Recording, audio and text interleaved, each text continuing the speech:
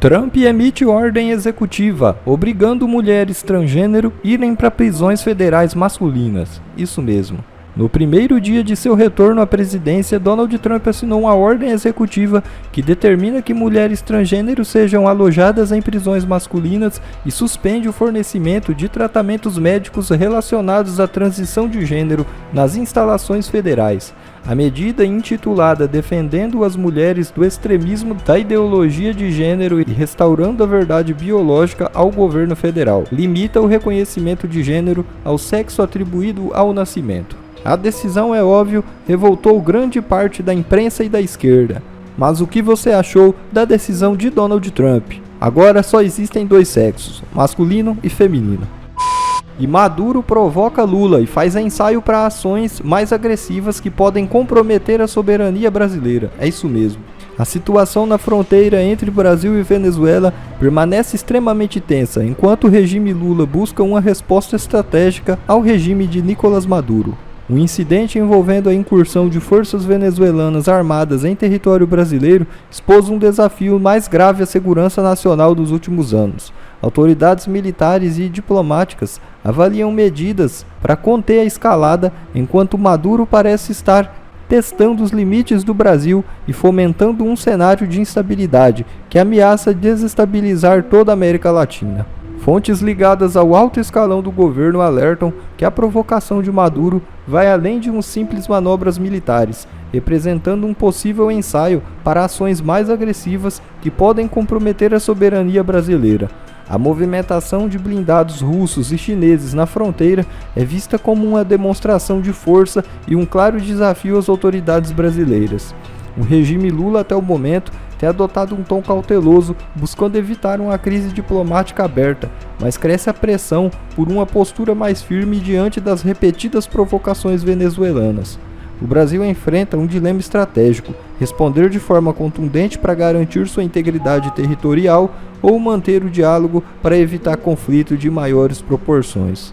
Na verdade, todos sabem o que está acontecendo. Maduro, vendo que o Lula é um banana, está se aproveitando da situação para demonstrar essa tal força que ele nem tem. Como o cachaceiro está mais perdido do que barata tonta em tiroteio, ele está fazendo isso, ainda mais com um exército comandado por melancias que temos e todos sabem que deve ficar por isso mesmo. Para mim, a omissão de Lula é mais uma situação vergonhosa em que caberia um impeachment imediato. Esse é um daqueles vídeos que eu gostaria muito que chegasse até o Guga Chakra e a cúpula do jornalismo da Globo. Porque assim, quando o Biden venceu as eleições em 2020, todo o jornalismo brasileiro começou a falar que agora o mundo terá paz. Finalmente as coisas ficarão mais pacíficas, o mundo terá mais paz sem o Trump. Lembrando, Trump foi o primeiro presidente dos Estados Unidos que não iniciou nenhuma guerra, tá? Aí chega o Biden, faz aquela cagada no Afeganistão, retirando as tropas, deixando todo o armamento, todas as armas, todas as munições para trás, municiando e armando grupos terroristas. Depois nós temos aí a Hamas invadindo Israel e matando todas aquelas pessoas inocentes, sequestrando mulheres, decapitando crianças. E aí tem a Rússia invadindo a Ucrânia. Um ano depois que o Biden assumiu, a Rússia invade a Ucrânia. E a compreensão internacional foi que realmente a fraqueza americana, como o líder dos Estados Unidos era uma pessoa fraca, os ditadores do mundo estavam tentando expandir seus territórios porque sabiam que não teria uma reação dos Estados Unidos. A imprensa carimbou de fake news. Isso é fake news, isso é absurdo. Na verdade, com o Biden é mil vezes melhor, tal. O que acontece? Esse aqui é o ditador da Rússia, Vladimir Putin, dando uma entrevista. E durante a entrevista ele simplesmente admite que o Biden ter assumido a presidência dos Estados Unidos é um dos principais motivos de ter essa guerra entre Rússia e Ucrânia. Duvida? Escuta dele então. Нынешним президентом США у меня всегда были деловые, исключительно деловые, но в то же время прагматические отношения и доверительные, я бы сказал. И я не могу не согласиться с ним в том, что если бы он был президентом, если бы у него в 2020 году не украли... Aqui ele admite que a vitória do Biden foi a derrota, né? O Trump foi roubado. Foi roubadas as eleições lá. O ditador da Rússia admite isso. Aí ele fala. Победу, то, может быть, и не было бы того кризиса на Украине, который возник вот в 2022 году. Talvez não houvesse a crise na Ucrânia que surgiu em 2022. Olha só que loucura. Aqui, o líder da Rússia admitindo, né? O Metrópolis até soltou. Putin disse que guerra com a Ucrânia não aconteceria com Trump no poder. Em mais um afago a Trump, Putin ainda afirmou que as eleições de 2020 vencidas por Biden foram roubadas.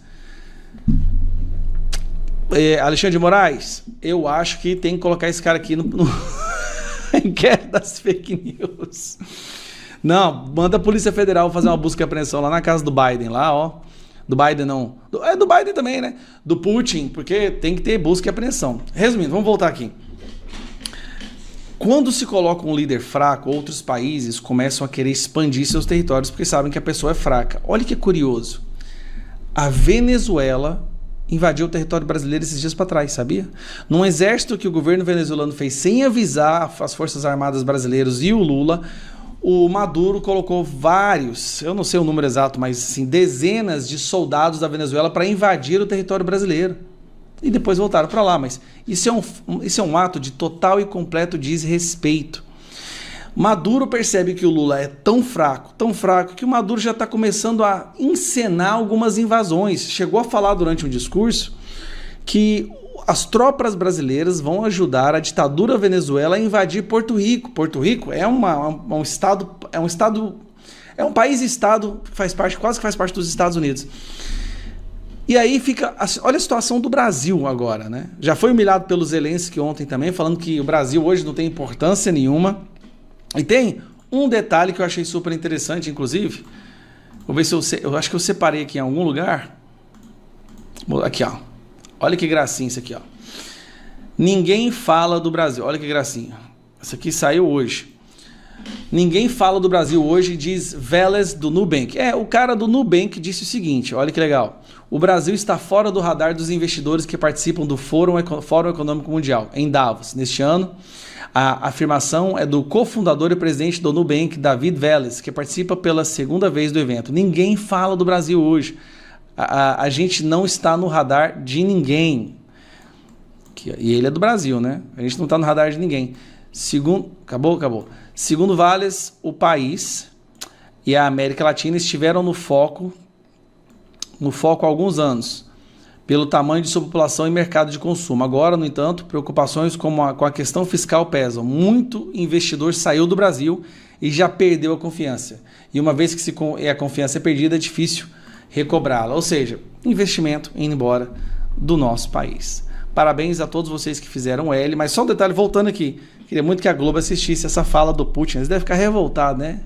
Venderam a ideia de que só Biden traria paz, Biden trouxe foi guerra, e hoje nós temos o maior número de guerras, muito maior do que na época que Trump foi eleito no seu primeiro mandato. Um abraço. Tem gente que acha que o Donald Trump está alheio ao que está acontecendo no Brasil. Tem gente que acha. E aqui tem 2 pontos. O primeiro é que o entorno do Trump é claro que está atento em relação ao Brasil, e isso ficou claro quando nós vimos as falas recentes do meu amigo Steve Bannon. Essa notícia está disponível no site do Paulo Figueiredo Show, e o resumo da ópera é que o Steve Bannon, que todo mundo sabe que é o cara que idealizou a existência do Donald Trump como líder desse movimento nacional populista, foi estrategista-chefe da primeira campanha dele, é um cara muito próximo do Trump. Eu fui aliás, tem até aqui, ó, por um acaso está até aqui. Eu fui um mês atrás no lançamento de um livro sobre do Steve Bannon, e tá aqui, ó, Rebels, Rogues and Outlaws, esse livro aqui. Eu fui no lançamento desse livro, o convite do próprio Steve Bannon, e se você for abrir o livro, você vai ver, por exemplo, olha as pessoas que foram no programa do Steve Bannon. Olha aqui, ó, conhece? Robert Kennedy Jr., um dos caras mais próximos do Trump. Se eu abrir aqui não dá tempo de eu ficar abrindo, mas conhecem? Tucker Carlson. O que mais? São as pessoas que foram fotografadas. Eu já fui também, mas o nego não me deu moral, já vou chegar nesse ponto, a ponto de me botar nesse livro de fotos aqui, não. Mas se você abrir, você vai ver Kash Patel, você vai ver... os nomes são vários. Aqui, ó, Sebastian Gorka, que era o assessor do Trump de assuntos internacionais. Todo mundo no livro, que foram as pessoas que participam do programa que o Steve Bannon tem aqui, que é o War Room. Opa, desculpe interromper o seu vídeo, mas desde 2022 eu continuo com as contas bloqueadas e o passaporte cancelado pelo Xandão. Se você aprecia o meu trabalho e tudo que eu faço pela liberdade de expressão, tem um lugar onde você pode se tornar meu apoiador com uma pequena quantia por mês. Acesse www.paulofigueiredoshow.com e torne-se meu apoiador, e aí você vai receber conteúdos exclusivos e desconto nos meus cursos. Ou então você pode se tornar meu patrono Gold e passar a me pautar, tem reuniões comigo, você entra para o meu grupo de WhatsApp, que eu uso sempre. O link para tudo isso está aí na descrição. A boa notícia é que eu estou já há algum tempo em conversas com o Bannon para fazer o War Room Brasil, que vai ser, a princípio, um programa semanal dentro da plataforma do War Room, onde todas essas estrelas participam, onde a gente vai falar sobre Brasil. E eu, inclusive, para irritar bastante o povo, chamei o Alan dos Santos para fazer comigo, para participar comigo e com o Bannon dessa empreitada. Vamos ver como é que isso vai repercutir aqui para frente. Tomara que aconteça, tomara que a gente consiga viabilizar. Esse cara que é tão próximo, do Trump, deixou um recado bem claro. O que ele disse? A nossa recomendação é que deve haver sanções severas ao Brasil e particularmente a esse juiz Moraes para não ter nenhum acesso aos Estados Unidos. Bom, quando eu comecei a falar desse negócio, tinha sempre os caras que ficavam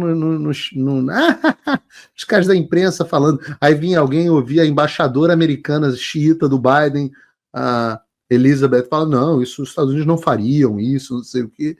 Aí vem o outro, e a Globo News ridiculariza, o outro faz piada, a Miriam Leitão escreve artigo dizendo que o Trump não está prestando atenção no Brasil, e que eu falo assim, cacete, como pode? Mas agora, será que com uma das pessoas mais próximas do Donald Trump, será que ele falando, verbalizando num discurso, onde ele também disse que em algum momento Eduardo Bolsonaro será presidente do Brasil, e eu torço para que de fato seja, porque eu acho que eu conheço o Eduardo melhor do que o público, e digo que seria assim, um dos grandes presidentes transformadores da nossa história, ele está dizendo que essas sanções estão vindo. E eu acho que, finalmente, não são só as pessoas que estão ao redor do Trump cientes dessa situação. Mas o Trump também está. O Trump não é um cara de bravata. Ele não é um cara que fala as coisas por falar. As pessoas acham que ele está fazendo bravata e aí vão ver que a fala dele tem coisa séria por trás. Ele fala as coisas com bastante significado. E o Trump deu um recado direto para o Brasil. Vejam aqui. Com o presidente brasileiro, como o senhor vê a relação com a América Latina e o Brasil? Excelente, deve ser excelente. Eles precisam de nós. Muito mais do que nós precisamos deles. Aliás, nós não precisamos deles, todos precisam de nós. O recado é muito claro. O Trump sabe o quanto que o Brasil come na mão dos Estados Unidos. E o Brasil precisa muito dos Estados Unidos. E ele vai além, dizendo que o Brasil precisa mais dos Estados Unidos do que os Estados Unidos precisam do Brasil.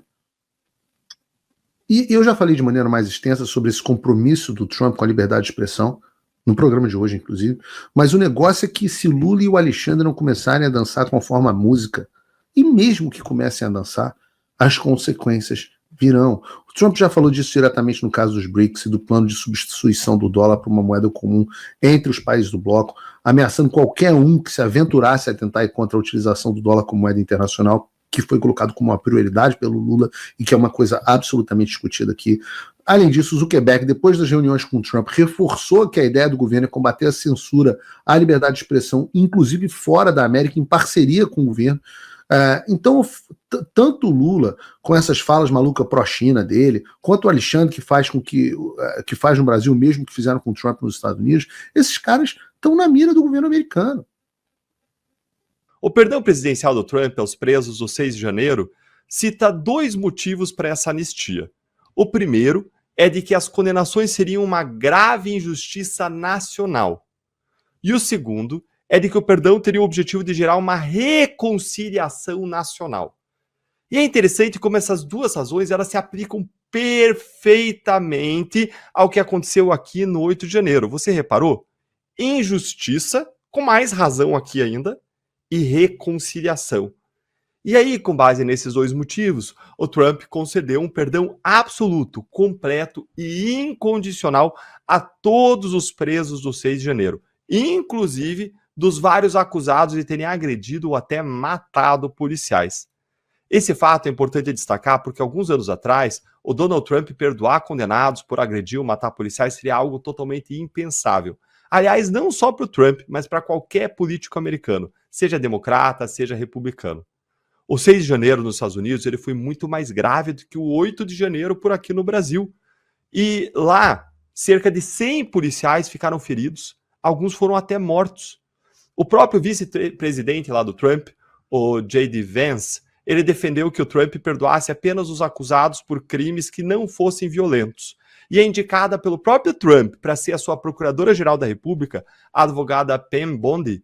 Ela disse que, na sua audiência lá de confirmação ao Senado, ela disse que ela não defendia o perdão para quem agride policiais. Então, o que significa isso, Deltan? Na prática, significa que o Trump dá um perdão tão abrangente e incondicional como esse que ele deu, mostra como ele está realmente fortalecido e poderoso politicamente, a ponto dele não temer as consequências políticas por perdoar todos os presos do 6 de janeiro sem distinções. E aqui é importante entender que a direita americana e o Trump, eles sentem que os réus do 6 de janeiro, eles não tiveram julgamentos justos na Justiça Federal de Washington, simplesmente porque a capital americana é extremamente democrata, progressista e de esquerda. Imagina então se eles vissem o tratamento dos presos do 8 de janeiro por aqui e os múltiplos abusos que estão acontecendo. Mas essa foi a razão pela qual o Trump disse no decreto que essas condenações são uma grave injustiça nacional. E agora bora entender como que isso impacta a anistia aos réus do 8 de janeiro aqui no Brasil? Curte o vídeo aí que eu vou te responder enquanto você curte. O perdão do Trump lá nos Estados Unidos não vai ter um impacto direto, imediato aqui no Brasil, mas será sim impactos indiretos que são importantes. Ele anima a oposição brasileira a continuar lutando pela anistia no Congresso, que está parada depois de Arthur Lira prometer criar uma comissão especial só para isso e, é claro, descumprir a sua própria palavra.